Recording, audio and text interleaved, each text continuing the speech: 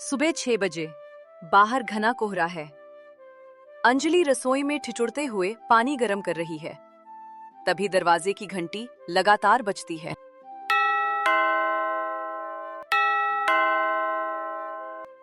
अरे ओ अंजलि, बहरी हो गई है क्या? देख दरवाजे पर कौन है। इतनी सुबह देख कौन आया होगा।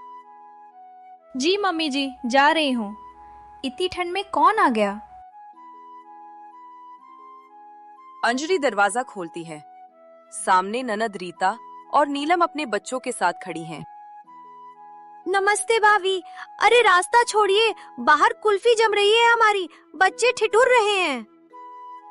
अंजलि भाभी, जल्दी से हीटर चलाओ और कड़क अदरक वाली चाय चढ़ाओ। रास्ते में तो बस बर्फ ही पी रहे थे हम। रीता दीदी, नीलम, तुम लोग अचानक बताया भी नहीं। शांति देवी अपनी बेटियों की आवाज सुनकर अपनी रजाई छोड़कर दौड़ती हुई आती हैं। ओ मेरी लाडलियां, कितनी कमजोर हो गई हो तुम दोनों। अंजलि, खड़ी क्या देख रही है? जा अपनी ननदों के लिए गर्म पानी कर और पूजा को भी उठा। अकेले तुझसे तो झाड़ू भी नहीं लगता। अरे भाई, आने तो दो उन्हें। अंजलि बेटा, तुम चाय बनाओ, मैं जरा बच्चों के लिए हीटर सेट करता हूँ। आप तो चुप ही रहिए। अपनी बेटियों के लिए बहुओं को बोल रही हूँ तो आपको मिर्ची लग रही है। अंजलि, सुन रही है ना? चाय में केसर डालना, रीता को ठंड जल्दी लगती है। किचन में पूजा और अंजलि दोनों मौजूद हैं। पूजा अभी अभी सोकर उठी है और चिड़चिड़ी हो रही है। दीदी, ये क्या मुसीबत है? अभी तो पिछला हफ्ता हमने सफाई में निकाला था, अब ये पूरी पलटन यहाँ 1 महीने के लिए जम गई है। चुप कर पूजा, अभी चाय चढ़ा। रीता दीदी के तेवर देख रही है, आते ही हुक्म शुरू हो गए हैं। मामी, मुझे चाय नहीं, मुझे हॉट चॉकलेट चाहिए और साथ में वो क्रीम वाले बिस्किट भी। बेटा, अभी दूध गर्म हो रहा है, चॉकलेट तो घर में है नहीं। भाभी, बच्चों को मना मत करो। पूजा भाभी, अगर बिस्किट्स नहीं है तो नीचे दुकान से मंगवा लो। मेरा मुन्ना भूखा नहीं रहेगा। ड्राइंग रूम में सब बैठे हैं। अंजलि और पूजा भी वही खड़ी हैं। तभी रीता अपनी नई फरमाइश रखती है। माँ, मेरा मन कर रहा है कि आज नाश्ते में गर्मा गर्म गोभी के पराठे और बथुए का रायता हो जाए। बचपन की याद ताजा हो जाएगी। हाँ माँ, और बथुआ एकदम ताजा होना चाहिए। उसकी खुशबू दूर तक आनी चाहिए। भाभी, ज्यादा देर मत करना, बच्चों को 9 बजे तक भूख लग जाती है। दीदी, इतनी धुंध में बथुआ और गोभी कहाँ मिलेगी? और घर में तो अभी गोभी खत्म है, फ्रिज में बस लौकी और पालक पड़ी है। तो क्या हुआ? गोभी नहीं है तो हाथ पैर नहीं है क्या? अंजलि, पूजा, दोनों जाओ और बाजार से ताजी गोभी और बथुआ लेकर आओ। सब्जी मंडी पास ही तो है। मम्मी जी, बाहर कोहरा इतना है कि 2 हाथ दूर का नहीं दिख रहा। ठंडी हवा चल रही है, हम स्कूटी कैसे चलाएंगे? कल मंगा लेंगे ना। बहाने मत बना अंजलि, मेरी बेटियों ने कुछ मांगा है और तुम लोग नखरे दिखा रही हो। इतनी भी कोई सर्दी नहीं है कि तुम दोनों जम जाओगी। जाओ शॉल ओढ़ो और अभी लेकर आओ। शांति, ये क्या तरीका है? बाहर वाकई बहुत ठंड है, और अगर इन बच्चों को पराठे खाने ही हैं तो रीता और नीलम भी तो जा सकती हैं, या कम से कम ये दोनों बहुओं के साथ किचन में हाथ बटाएं। अकेले अंजलि और पूजा क्या क्या करेंगी? आप फिर शुरू हो गए। अपनी बेटियों को मैं रसोई में झोंक दूं? ये यहाँ मेहमान बनकर आई हैं, नौकरानी बनकर नहीं। बहुओं का काम ही यही है, और आप हैं कि हमेशा इनकी तरफदारी करके इन्हें सिर पर चढ़ाते हैं। अरे भाई, घर सबका है, काम भी सबका होना चाहिए। अगर बहुएं बाजार जा रही हैं तो रीता को कहो कि वो कम से कम दही फेंट ले और रायता तैयार कर ले। पापा, मेरे नाखूनों में अभी कल ही नेल पेंट लगा है, दही फेंटने से खराब हो जाएगा। और वैसे भी मुझे तो दही की महक से ही छींके आने लगती हैं। सुना आपने? मेरी बेटी को एलर्जी है। अंजलि, तू खरी खरी तमाशा क्या देख रही है? जा पूजा को लेकर और आधा घंटे के अंदर सब्जी लेकर घर आ, वरना नाश्ता बनते बनते दोपहर हो जाएगी। दोपहर का समय, धूप का नामो निशान नहीं है। रीता और नीलम रजाई में दुबकी हुई हैं और टीवी देख रही हैं। चारों तरफ मूंगफली और संतरे के छिलके बिखरे हैं। दीदी देखो ना, पूजा भाभी ने झाड़ू भी ठीक से नहीं लगाया। सोफे के नीचे अभी भी धूल है। अरे छोड़ नीलम, इन बहुओं को बस बहाना चाहिए।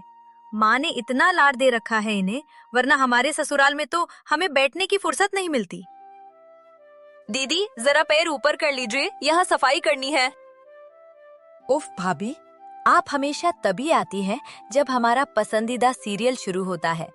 और सुनिए, दोपहर के खाने में मटर पनीर ही बनाना, बच्चों को बहुत पसंद है। अंजलि, ओ अंजलि, यहाँ।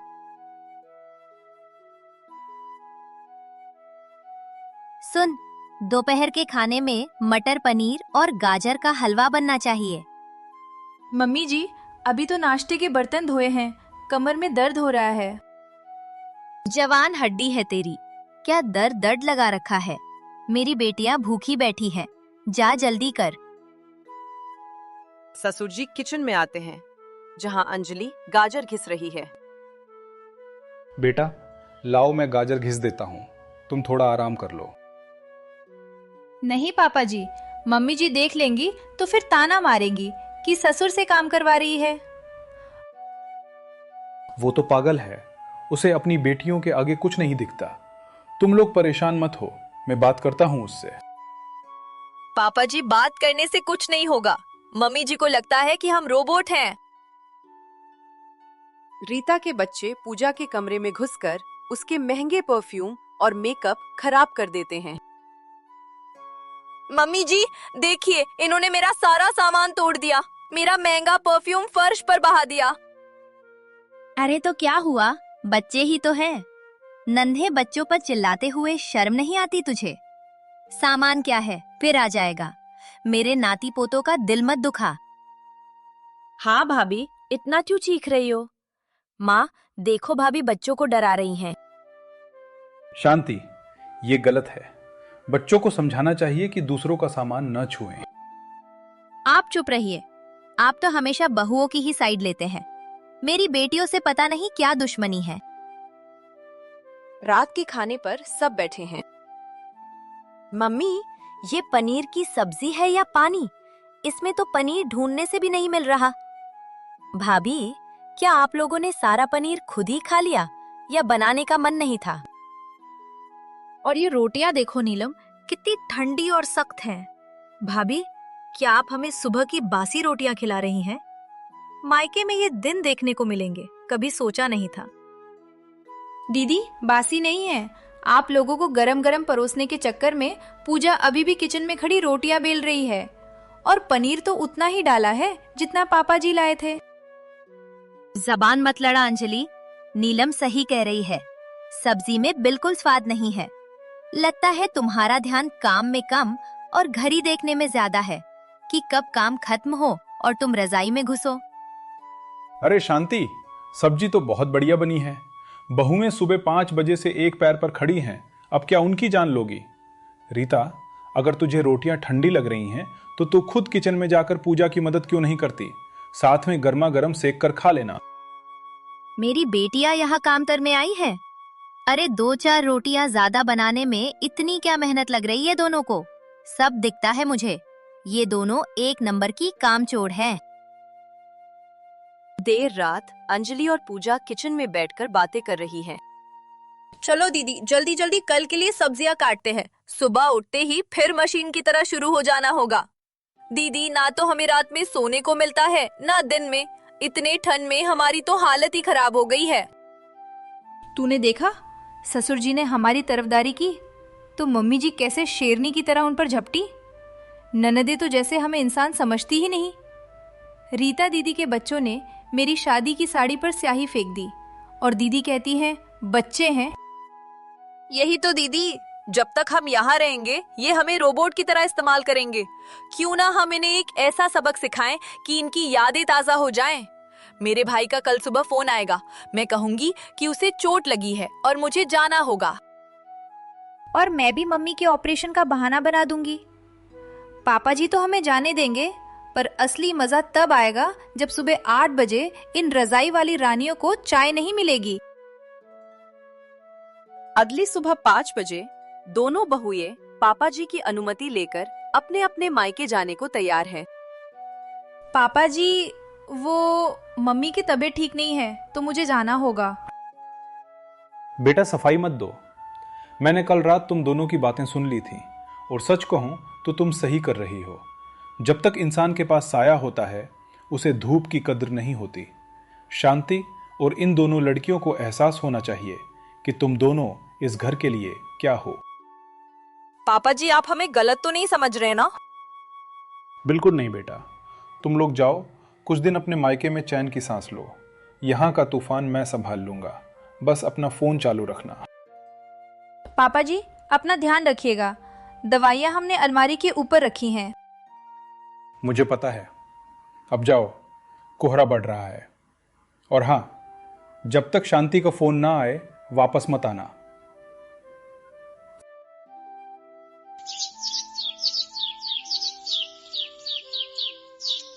सुबह के 8:30 बज चुके हैं।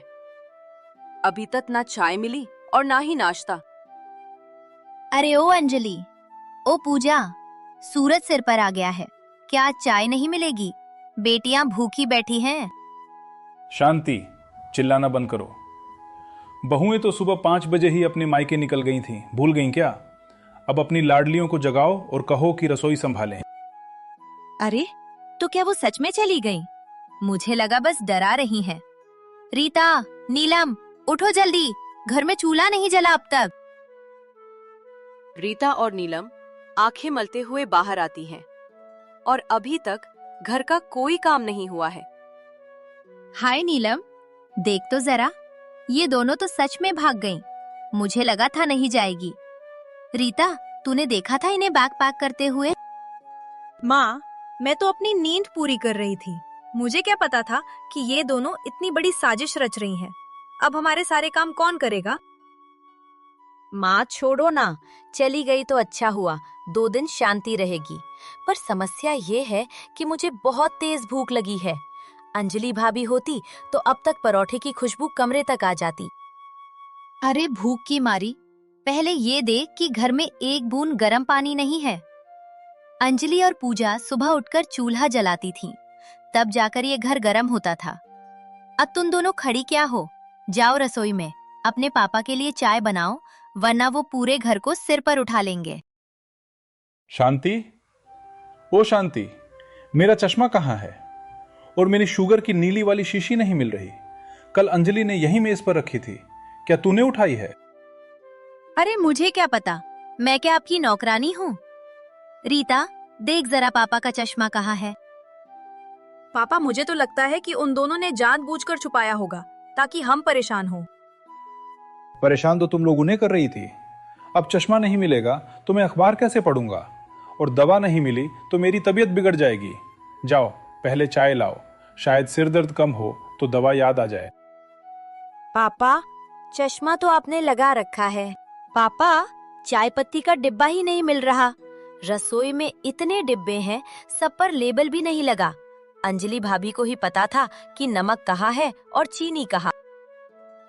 तो फोन करो उन्हें, पूछो अपनी भाभीयों से कि घर कैसे चलता है। कल तो तुम लोग कह रही थी कि बहुएं करती ही क्या है। अब एक डिब्बा नहीं ढूंढा जा रहा तुम लोगों से। छी दीदी, कितनी बदबू आ रही है यहाँ से। ये रात के बर्तन भाभी धोकर क्यों नहीं गई? मैं इसे हाथ नहीं लगाऊंगी, मेरे हाथ गंदे हो जाएंगे। तो क्या मैं मांजूंगी? नीलम, तू बस बहाने बनाती है। देख, माचिस के डिब्बे भी खाली है। ये अंजलि भाभी सारा सामान छुपा कर गई हैं क्या? दीदी छोड़ो ना चाय, हम बिस्किट खा लेते हैं। अब कौन चाय नाश्ता बनाए? मम्मी, मैं गिर गया। देखो फर्श कितना गंदा है। मामी ने साफ नहीं किया क्या? तेरी मामी पिकनिक मनाने गई है। चुपचाप जाकर बैठ, वरना एक थप्पड़ लगाऊंगी। नीलम, देख, माँ आ रही है। अब वो हमें कच्चा चबा जाएंगी अगर चाय नहीं बनी तो। क्या हो रहा है यहाँ? आधे घंटे से तुम दोनों बस बर्तन गिन रही हो, चाय बनी या नहीं? माँ, गैस ही नहीं जल रही, लाइटर खराब है शायद। और इतनी ठंड में इतने बर्तन हम तो साफ नहीं कर पाएंगे। भाभी कैसे कर लेती थी ये सब? भाभी के पास अलादीन का चिराग नहीं था, वो हाथ चलाती थी। लाओ हटो यहाँ से, तुम दोनों तो मिट्टी के माधव हो। दोनों बहुओं के जाने के बाद सारा काम शांति जी को ही करना पड़ता है। दोनों बेटियां ठंड का बहाना बनाकर आराम से सोफे पर सारा दिन बैठी रहती हैं। रीता, नीलम, जरा इधर सुनो बेटियों। देखो, सिंक बर्तनों से भरा पड़ा है और बच्चों के दूध के पतीले भी मांजने हैं। आकर हाथ बटाओ, मेरी कमर जवाब दे रही है। ओहो माँ, आप भी ना। हमने तो पहले ही कहा था कि हम यहाँ 2-4 दिन आराम करने आए हैं। ससुराल में वैसे ही इतना काम रहता है, अब क्या यहाँ भी वही सब करे? सही कह रही है दीदी। माँ भाभी होती तो आप उन्हें आवाज भी नहीं देती। अब हम आए हैं तो आप हमें नौकरानी समझ रही हैं। हमें तो लगा था मायके में लाड प्यार मिलेगा, पर यहाँ तो आप काम की लिस्ट थमा रही हैं। अरे लाड तो तब करूं जब पेट में दाना जाए। पापा जी को नाश्ता तक नहीं मिला अब तक। तो बना दो ना माँ, आप तो एक्सपर्ट हो। हम जरा आराम कर ले, फिर शाम को गप्पे मारेंगे। अमरनाथ जी बाहर से आते हैं और शांति देवी को ठंडे पानी में बर्तन धोते और कांपते हुए देखते हैं। शांति, ये क्या तमाशा है? तू इस उम्र में और इस ठंड में बर्तन मांज रही है? वो दोनों महारानियां कहाँ हैं? चुप रहिए, वो सो रही हैं, थक गई होंगी। मैं कर लूंगी, आखिर माँ हूँ उनकी। माँ हो, गुलाम नहीं। रीता, नीलम, बाहर आओ। क्या हुआ पापा, क्यों चिल्ला रहे हैं? शर्म नहीं आती? तुम्हारी माँ की हालत देखो, और तुम अपनी बीमार माँ से काम करवा रही हो। अगर बहुएं होती तो अब तक तुम दोनों को चाय पिला चुकी होती। पापा, आप हमेशा बहुओं का गुणगान क्यों करते हैं? हम 2 दिन के लिए आए हैं, बस 2 दिन हमें चैन से रहने दीजिए। माँ खुद ही कह रही थी कि वो कर लेंगी। रात के 10 बज रहे हैं। सारा काम अकेले करने के बाद शांति देवी की हालत बिगड़ गई है। वो सोफे पर ही बैठी हुई है। रीटा, बेटा, जरा एक कंबल उड़ा दे, मुझे बहुत तेज ठंड लग रही है। अरे बाप रे, माँ, आपको तो बहुत तेज बुखार है। आपका शरीर तो तवे जैसा जल रहा है। होगा ही, सुबह से ठंडे पानी में हाथ जो डाल रखे थे। अब बोलो रानियों, अब कौन बनाएगा खाना और कौन करेगा माँ की सेवा? पापा, हम तो दवाई दे देते हैं, पर सुबह का काम कैसे होगा? जैसे बहुएं करती थी वैसे ही होगा। कल सुबह झाड़ू, पोंछा, चाय, नाश्ता और कपड़े सब तुम दोनों को करना है।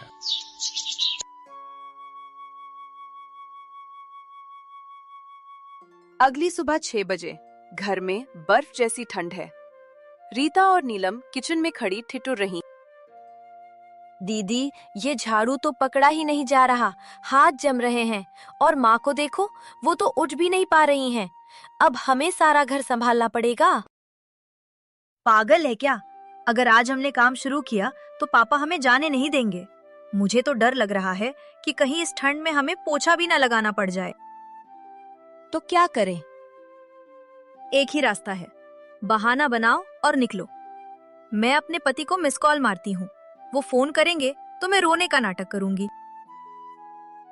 अचानक रीता का फोन बजता है। वो जोर जोर से रोने लगती है। क्या? ससुर जी गिर गए? हाय भगवान! नीलम, सुन रही है? मेरे ससुर जी बाथरूम में गिर गए हैं, मुझे अभी निकलना होगा। ओहो दीदी, अकेले आप कैसे जाओगी? मैं भी साथ चलती हूँ, रास्ते में मदद हो जाएगी। वैसे भी मेरे घर से भी फोन आ रहा था कि बच्चों की तबीयत ठीक नहीं है। क्या हुआ? कहाँ की तैयारी है? पापा, बहुत अनर्थ हो गया। ससुराल से इमरजेंसी कॉल है, हमें अभी के अभी निकलना होगा। और तुम्हारी माँ जो बुखार में पड़ी है, उसका क्या? पापा, आप है ना? और वैसे भी अंजलि भाभी को वापस बुला लीजिए। हम तो वैसे भी मेहमान थे, पर ससुराल की जिम्मेदारी तो निभानी पड़ेगी ना। रीता और नीलम फटाफट टैक्सी में बैठकर निकल जाती हैं। घर में सन्नाटा है। शांति देवी बिस्तर पर लेटी सब देख रही हैं। सुनिए जी, मेरी बेटियां मुझे इस हाल में छोड़कर चली गईं। मैंने तो उनके लिए अपनी जान लगा दी थी। शांति, यही कड़वा सच है। तुम्हारी बेटियां तब तक लाडली हैं जब तक उन्हें पका पकाया मिलता है। मुसीबत आते ही वो अपनी जिम्मेदारी याद करके भाग जाती हैं। पर बहुएं, वो बुखार में भी तुम्हारे लिए सूप बनाती थीं और तुमने उन्हें क्या दिया? सिर्फ ताने। मुझसे बहुत बड़ी भूल हो गई। मुझे मेरी बहुओं के पास ले चलो या उन्हें बुलाओ। मुझे अब समझ आया कि घर बेटियों से नहीं, कर्मठ बहुओं से फलता फूलता है। देर आए दुरुस्त आए। अब मैं उन्हें फोन करता हूं। तभी अंजलि और पूजा भी आ जाती है और शांति जी को खिचड़ी बनाकर खिलाती हैं। मुझे माफ कर दे बेटा, मैं अंधी हो गई थी। अपनी बेटियों के मोह में मैंने तुम दोनों का खून सुखा दिया। आज जब मैं बीमार पड़ी तो वो भाग गईं और तुम जिन्हें मैंने पराया समझा वही मेरी ढाल बनकर खड़ी हो। मम्मी जी, बुरा मत मानिए, पर बेटियां तब तक ही प्यारी लगती हैं जब तक बहुएं सारा काम करती हैं। अगर हम ना होते तो दीदियां पहले दिन ही भाग जाती। बिल्कुल सही कहा शांति। देख ले, ये है तेरे घर की असली लक्ष्मी। अब अगर कभी अपनी बेटियों के लिए बहुओं को सताया तो मुझसे बुरा कोई नहीं होगा। घर सिर्फ चार दीवारों से नहीं, बल्कि एक दूसरे के प्रति सम्मान और जिम्मेदारी साझा करने से चलता है। बहुएं भी किसी की बेटियां होती हैं। उन्हें नौकरानी नहीं, परिवार का हिस्सा समझें।